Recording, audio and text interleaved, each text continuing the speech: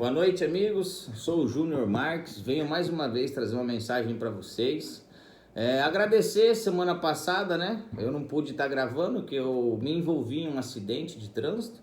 E agradecer a vida do Edinho. Para quem não conhece, o Edinho é um parceiro meu, amigo de infância, um pai espiritual, um amigo que crescemos juntos. Ele é um pai espiritual porque ele desceu as águas comigo, né? Ele é meu pai em espírito, porque ele me batizou, no caso, né, amigos? Para quem não tem conhecimento, é isso. Obrigado, Edinho. Obrigado, Luca. Eu escutei você também sussurrando no fundo, chorando. Obrigado. Obrigado a Késia, né, por ter dado essa oportunidade aí. Obrigado a vida de vocês aí, dessa família maravilhosa que vocês são. Amigos, para essa semana eu pude estar então separando uma mensagem lá que fala sobre oportunidade, lá no livro de Neemias. Antes vamos fazer uma oração. Senhor meu Deus, muito obrigado, Pai, por essa noite. Obrigado pelos nossos descansos, pelo nosso trabalho, pela nossa vida, Senhor. Obrigado pelo dom de poder te chamar de Pai. Papai, em nome do Senhor Jesus Cristo, venha se fazer presente em nossas vidas, papai, que essa palavra seja uma palavra de bênção, de realização, Pai, e que toque no coração das pessoas que estão sendo ouvidas por essa mensagem, papai, essas pessoas que estão ouvindo a mensagem. Pai, em nome do Senhor Jesus Cristo, que o Senhor venha moldar o caráter de cada uma delas, papai, que venha ser segundo o seu coração, papai, que toda vontade prevaleça a sua sobre nós, papai, e não a nossa. Em nome de Jesus, amém.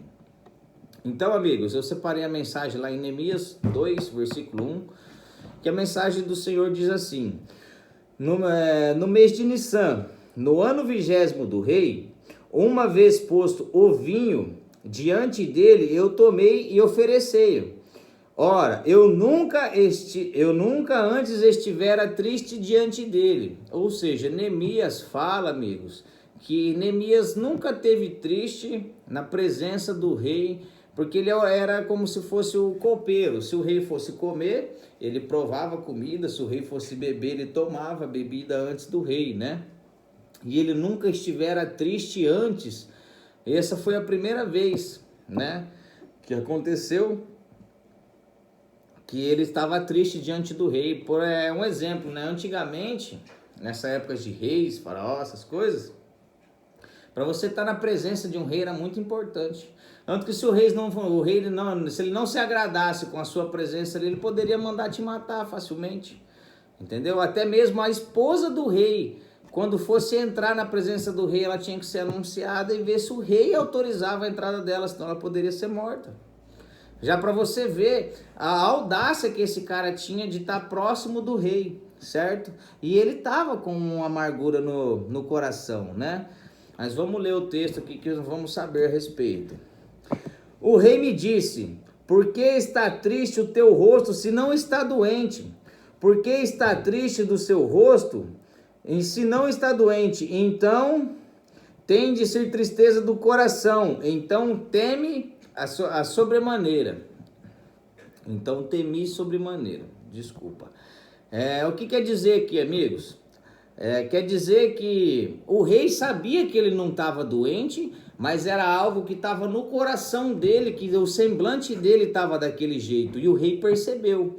Como o rei poderia facilmente mandar matá-lo, mandar ele ir para a cadeia, mandar torturá-lo, o rei, pelo contrário, se importou. Porque quando ele recebeu a mensagem que Jerusalém estava caída, que Judá, onde que é a cidade dos pais deles, estavam com os muros destroçados, as portas foram tomadas pelo fogo, o que ele fez? Ele não murmurou. Quando ele recebeu essa mensagem de uma pessoa que veio trazer isso para ele, o que ele disse? Não disse nada, disse amém, se ajoelhou, ele jejuou e orou, ele não murmurou, ele cumpriu os princípios do Senhor, assim como Jó também lá atrás, certo? Aqui fala que Neemias, ele não murmurou, ele cumpriu os princípios do Pai mesmo com o coração apertado. Ele entregou a Jesus para poder ele querer ir lá fazer as coisas para ele poder ver. Só que como ele estava ali e ele era um cara muito próximo do rei, ele não tinha essa audácia. Mas vamos ver aqui a respeito de oportunidade, como diz a Bíblia. Ele respondia: viva o rei para sempre. Como não me estaria triste o rosto se a cidade onde estão os sepulcros de meus pais estão assolada e tem as portas consumidas pelo fogo? Disse-me o rei: que me pedes agora? Então orei a Deus. O rei quis dizer assim: tá bom, o que você quer? Né, no caso. Tá bom, o que me pedes agora? Tá bom, o que você deseja? O que quer que eu faça? Vamos supor o exemplo, né? O rei, e ele falou assim: então orei a Deus. Mas nisso ele já vinha jejuando, ele já vinha orando, para quando ele tiver essa oportunidade, Deus manifestar, né, dentre ele as palavras certas para lidar com o rei. E você acha que ele está ali na presença do rei, ele falou: pera aí um pouquinho, rei, eu vou orar, ajoelhou, orou, para depois ele voltar a falar com o rei? Não, isso foi uma coisa abstrata, uma coisa rápida, uma coisa como um raio, um barulho de um tiro, um acender de luz. Veio na cabeça dele, e olha a audácia que esse homem teve nessa oportunidade. Quando a gente está sobre os princípios do Senhor, nós temos audácia, nós temos algo mais do que pensamos ou queremos, ou até mesmo do que pedimos, né? No versículo 5 disse: e disse ao rei: se é do agrado do rei, e se teu servo acha mercê em tua presença, peço que me envies ajudar a cidade dos sepulcros de meus pais, para que eu o reedifique. Então o rei, estando a rainha assentado junto a dele, me disse: quanto durará a tua ausência? Quando voltarás? No caso, quanto tempo você demora para voltar? Aprove ao rei enviar-me. No caso, se o rei, no caso, puder me enviar, eu marquei certo prazo. Ou seja, ele quer dizer que ele só vai lá fazer o que tem para fazer e já volta.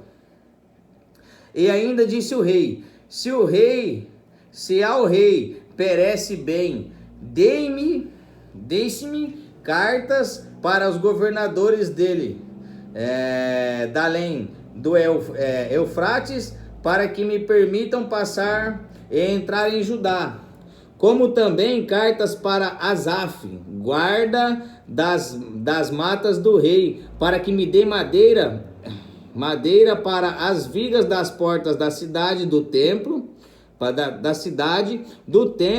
para os muros da cidade e para a casa em que deverei me alojar. Só abrindo aspas aqui, olha aqui a audácia desse cara. Olha como Deus é tremendo na vida dele. Além dele estar diante a presença do rei com um semblante triste, que o rei poderia mandar matá-lo, ele ainda pediu para sair da cidade, que o rei, no caso, perguntou o que gente, a gente tem que entender que um rei, a gente que, no caso, nós que deveríamos ficar falando: o que eu posso te ajudar, rei? Não, o rei, no caso, perguntou o que ele poderia ajudar Neemias. Porque ele gostou de Neemias, ele queria ajudar a tirar aquele semblante triste de Neemias, certo? E além disso, olha só como Neemias foi ousado. Ele ainda pediu a carta para ele ir e voltar sem perigo, né? Que as tropas do rei não fizessem mal algum a ele. E ainda ele pediu cartas para o cara que cuida das matas do rei liberar madeira para que ele vá e construa as coisas que ele tem que fazer com a madeira do próprio rei. Olha só que audácia esse cara teve. Isso, soberania de Deus, certo? Vamos ver. E o rei mais deu, porque a boa mão de Deus era comigo. Olha só, e o rei os deu as coisas que ele pediu, porque a boa mão de Deus era comigo. Ou seja, a mão de Deus era com ele, certo? Porque ele orou, ele jejuou. Quando veio o problema, ele não murmurou. Quantas vezes o problema bate a nossa porta, a gente fala: mas pô, Deus, o que está acontecendo? Eu não mereço isso. né? Às vezes o problema vem sobre nós, como aconteceu nesse acidente comigo. Eu falando com um amigo, eu falei, cara, você acredita que doeu muito? Mas em momento algum eu pensei em xingar o cara. Em momento algum eu pensei, pô Deus, eu tava indo porque eu ia pro culto em Cruzeiro também, né? Junto com minha mãe. Aí eu pensei, aí cheguei no hospital, obrigado Deus. Porque eu sabia que aquilo poderia ser um livramento. Como eu tenho pedido oportunidades para Deus, talvez a oportunidade de eu falar com alguém era para falar com alguém lá dentro do hospital, né? Então eu agradeci, de jejum eu fiquei, porque eu tive que fazer cirurgia, né? Então você tem que ficar tantas horas sem comer, mas cara, é tudo muito difícil, é muito mais fácil a gente xingar, a gente murmurar, a gente brigar com Deus, a gente ficar triste, a gente ficar chateado, do que fazer as coisas que é os princípios de Deus. É muito mais fácil a gente se revelar, se rebelar contra Deus, do que a gente cumprir os princípios quando a palavra de Deus vem, né? Quando as coisas ruins vêm, é muito difícil a gente cumprir os princípios bíblicos. É muito difícil a gente levar um tapa na cara e dar o outro lado. Acontecer de você sofrer um acidente, o cara que fala assim, foi mal. Pô, mano, foi mal, né? Mas fazer o quê? Deus abençoe sua vida. Entendeu? E Neemias foi ousado, porque Deus era com ele. Vamos lá para o versículo 9. Então fui aos governadores Dales, a Eufrates, e lhe entreguei as cartas do rei. Ora, o rei tinha enviado comigo oficiais do exército e cavalheiros. Amigos, um pouquinho lá para trás, ele pediu o exército? Ele pediu cavaleiros? A mão de Deus era com ele, que o rei, além de dar as coisas que ele havia pedido, o rei ainda enviou exércitos e cavaleiros. Olha só, que maravilha do Senhor. Olha só como Deus é maravilhoso. A gente, é como se diz a Bíblia, né? Se pedir para andar 1 milha, ande 2. Ele não pediu isso aqui. Deus deu, o rei abençoou ele em dobro. Que ele não pediu essas coisas, mas Deus fez com que o rei abençoasse ele, que ele poderia ir em segurança, voltar em segurança ainda com tropas. Olha que da hora. Deus é tremendo, né? Versículo 10. Disto ficarem sabendo Sambalate, o Horonita, e Tobias, o servo de Amonita, e muito desagradou que alguém viesse a procurar o bem dos filhos de Israel, porque Neemias procurou de fazer o bem aos filhos de Israel, né? Aí no versículo 11 diz: cheguei a Jerusalém, onde estive 3 dias. Então à noite me levantei e uns poucos homens comigo. Não declarei a ninguém o que Deus me pusera ao coração para eu fazer em Jerusalém. Ou seja, ele não falou para ninguém o que Deus tinha colocado no coração para ele ir até Jerusalém fazer, no caso, né? Não havia comigo animal algum, senão o que eu montava. No caso, ele quer dizer que ele não tinha levado animal para comer, para sacrificar, né? Para sacrifícios, para alimento. Ele não levou nenhum animal a não ser o que ele montava. Certo? Ele precisava, no caso, retornar com aquele animal também. De noite, saí pela porta do vale, para o lado da fonte do dragão, e para a porta do monturo, e contemplei os muros de Jerusalém. Foi onde que ele viu os muros de Jerusalém, que estavam assolados, cujas portas tinham sido consumidas pelo fogo. No versículo 14, passei a porta da fonte e o açude do rei, mas não havia lugar para onde passar o animal em que eu montava. Ou seja, então ele acabou de seguir a pé, no caso, né? Subi à noite pelo ribeiro e contemplei ainda os muros, voltei e entrei pela porta do vale e tornei para casa. Ou seja, depois que ele fez a vistoria dos muros, no caso, né, ele voltou para casa. Não sabiam os magistrados aonde eu fora, nem o que fazia. Não sabiam para onde que ele tinha ido e nem o que ele estava fazendo. que é nem o que fazia, pois até aqui não havia eu declarado coisa alguma, nem aos judeus, nem aos sacerdotes, nem aos nobres, nem aos magistrados, e nem mais aos que faziam a obra, ou seja, aquelas pessoas que já estavam ali para tentar reconstruir a cidade, né? Que já estavam tentando fazer aquilo para fazer a obra. Então lhes disse: estáis vendo a miséria em que estamos, Jerusalém está assolada, e as suas portas queimadas. Vinde, pois, rendifiquemos os muros de Jerusalém e deixemos de ser opróbrio. Eles declarei como a boa mão de Deus. Olha aqui como o versículo, a boa mão de Deus, de novo, vem sobre a palavra aqui, né? Porque lá no versículo 8, fala, a boa mão de Deus era comigo. Lembra lá? Quando ele pediu as coisas para o rei disse que sim, que poderia sim, porque a boa mão de Deus era com ele. E aqui ele usa a mesma mensagem, no caso ele se usa a boa mão de Deus, de novo, né? Deixa eu ler aqui. Aqui. O versículo 18. Eles declarei como a boa mão de Deus estivera comigo, e também a palavra que o rei me falará. Então disseram, disponhamo-nos e edifiquemos, e fortaleceram as mãos para a boa obra. Amigos, o que eu tenho é uma reflexão minha sobre essa mensagem. Às vezes é muito mais fácil murmurarmos diante um ocorrido na nossa vida, né, no nosso dia a dia. Um cara atravessou na nossa frente no sinal, né, um motoqueiro cruzou, um problema chegou, uma conta a mais, ou recebemos uma notícia ruim. É muito mais fácil, né, a gente jogar tudo pro ar, ratear, reclamar.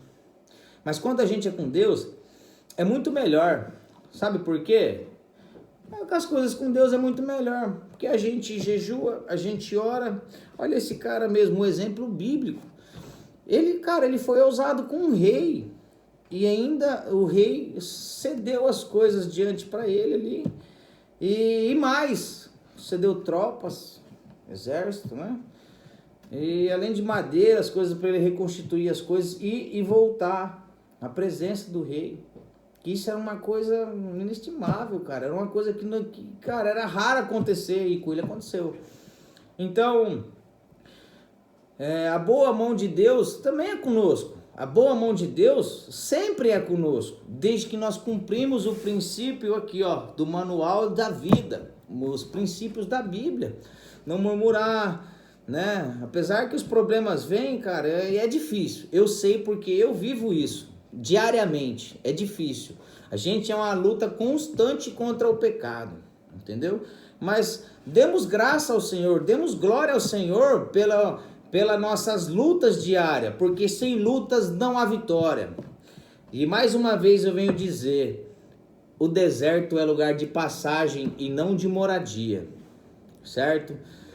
A mensagem que eu tenho para vocês essa semana é essa: oportunidade. Quando a oportunidade vir, de você falar de Deus, de um trabalho que bate a sua porta, amigos, não vamos desperdiçar momento algum.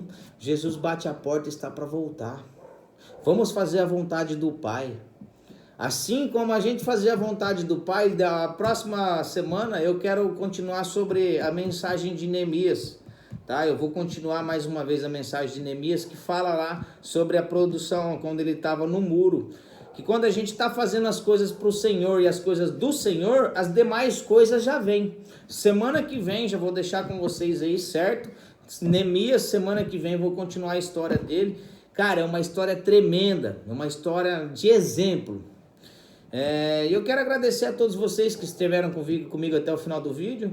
Para quem não me conhece ou já me conhece também, eu sou o Júnior Marques. Se vocês puderem me ajudar, se inscreva no nosso canal, ative o sininho de notificação, Compartilha com amigos, parentes, grupos de família, grupos aleatórios, que essa mensagem possa edificar mais corações. Talvez não sirva para mim, não sirva para você, mas para uma outra pessoa quebrantada possa servir, né? E a palavra do Senhor nunca é demais. A gente às vezes para fazer tantas outras coisas e não paramos apenas 5 minutos, 10 minutos para Deus, para poder falar do amor de Deus com alguma pessoa. Mas talvez você vá compartilhando um vídeo desse, você já pode ter vamos supor, uma pedrinha ali, né?